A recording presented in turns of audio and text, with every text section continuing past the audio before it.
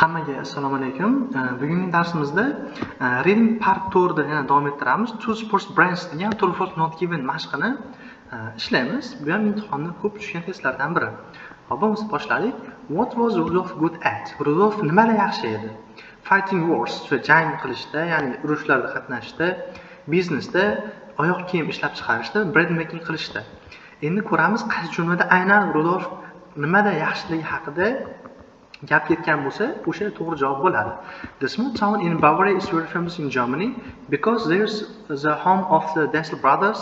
They started two well-known sports brands, Adidas and Puma. But their story isn't about peace, it's about war, disagreement and competition.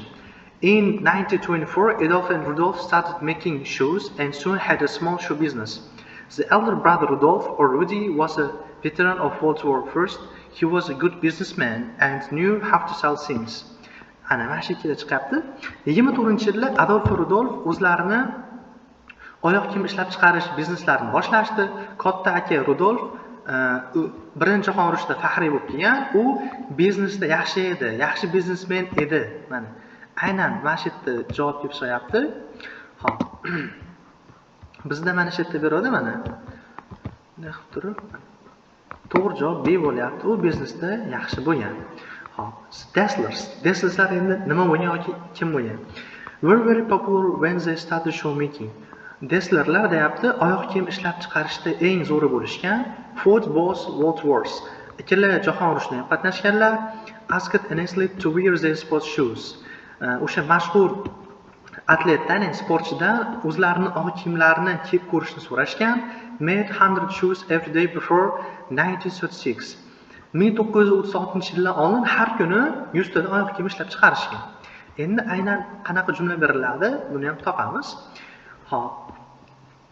The brothers had 25 workers at the factory and they made 100 pairs of sports shoes every day.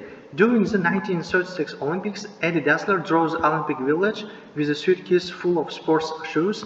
He asked an American sprinter Jesse Owens to wear and run in them. Owens won 4 gold medals and at once the Dassler shoes became popular. The Dasslers were selling 200,000 pairs of shoes each year before World War II. To'g'ri javob mana shu yerdan kelib chiqadi. Mana u deyapti, amerikalik yuguruvchi Jesse Owensdan o'sha yasagan, ishlab chiqargan oyoq kiyimini kiyib ko'rib yugurishni so'ragan. Owen o'sha paytda 4 ta oltin medal yutgan va Dassler oyoq kiyimlari mashhur bo'lib ketgan. O'shandan keyin Dassler ikkinchi jahon urushidan oldin har yili 200 mingta juft oyoq kiyim sotishgan. Ya'ni o'sha ular sportchi kiydirib ko'rgani ularni mashhur qilib yuboryapti. To'g'ri javob C bo'lyapti.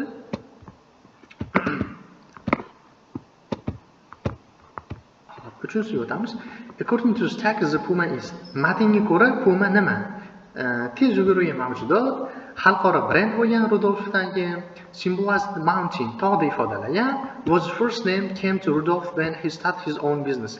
Qanchaki Rudolf o'zini birinchi biznesini boshlaganda, xayoliga keyin birinchi nom shu bo'lgan ekan. Endi Puma aynan nima berilgan? Shuni topamiz. We don't know much about the lives at the time of World War II. However, in the 1940s, they refused to work together anymore. Rudolf left the company, moved to the other bank of the river and started a competing shop there. At first, he wanted to name his company Ruda, but then he thought about the aggressive cook animal, the puma, and so Puma was born. Mana shu yerda javob kelib chiqyapti. Hop.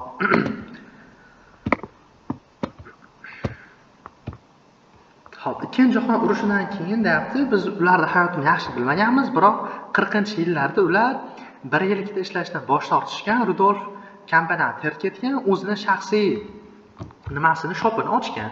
Birinchi bo'lib u kompaniyani Ruda deb nomlagan, ya'ni Ruda nom xayoliga kelib qolgan. Keyinchalik tez yugurgan hayvon sifatida Pumani tanlagan va shuningdek Puma tug'ilgan. Hop, bizda variantda beriladi, mana a fast creature. Matnga ko'ra u tez yurgan mavjudotlardan biri. Hop, 24 ga o'tamiz. War between the brothers. Endi o'sha aka-ukalar o'rtasidagi urush haqida gap ketadi. Devastated their hometown and brought destruction, were finally over by the time they died, lasted until the end of 2000s, declared over when Adidas team 1 Puma team 7.5. Hop. Endi ular urush qanaqa bo'lyapti? Eddie stayed with his family business and renamed his company Adidas. He developed the three-stripe logo in 1941 and registered its Adidas brand. Eddie wanted to make symbols that could be easily recognized by other people, and three stripes was a good idea. The stripes show a mountain. You have to climb it if you want to reach the peak or achieve anything. The serious conflict between the brothers divided the town into two. Masjiddan javob kelib chiqishni boshlaydi. Adidas Bank and the Puma Bank of the river, it was like a silent war. Only the bravest people could wear their Puma shoes across the river to Adidas side of the town. When people met in the street, they first looked down at each other's shoes. It helped them to decide if that person was enemy or friend. What's more, people didn't marry Adidas people. They were Adidas and Puma schools, pubs, shops, restaurants, and hotels. The brothers never became friendly again or even spoke to each other. Rudy died in 1974 and left Puma to his son. The family sold the company in 1988.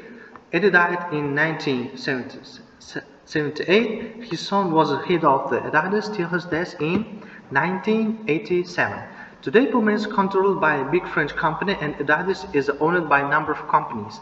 The war declared over in 2009. Employees and workers of both companies shook hands and then played football a match in the Bavarian town of Herzogenaurach. Mana shu yerda mana urush, ya'ni o'sha urush 2009-yilda tamomila tugadi deyapti. Endi bizda aytildiki, mana yerda C varianti lasted until the end of 2000s. Mana 2000-yillar oxirigacha davom etdi deyapti. Bu yerda bo'lsa 2009-yilda tugab bo'lgan. To'g'ri javob C bo'lyapti. Hop. 25-chi test. One of the brothers advertised the first sports shoes with help of famous athlete. Aka-ukalardan bittasi birinchi sport oyoq kiyimlarini mashhur atlet yordamida reklama qilishdi.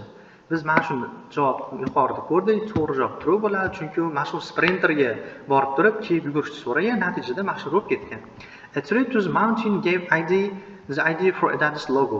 Endi bu yerda to'g'ri javob not given bo'ladi. Nimaga desalaring, uni toqqa boring haqida ma'lumot berilmadi, balki o'sha 3 ta chiziqda belgisi toqqa o'xshab ketadi. Siz zo'riga erishish uchun yuqoriga chiqishingiz kerak degan ma'noda berilgan.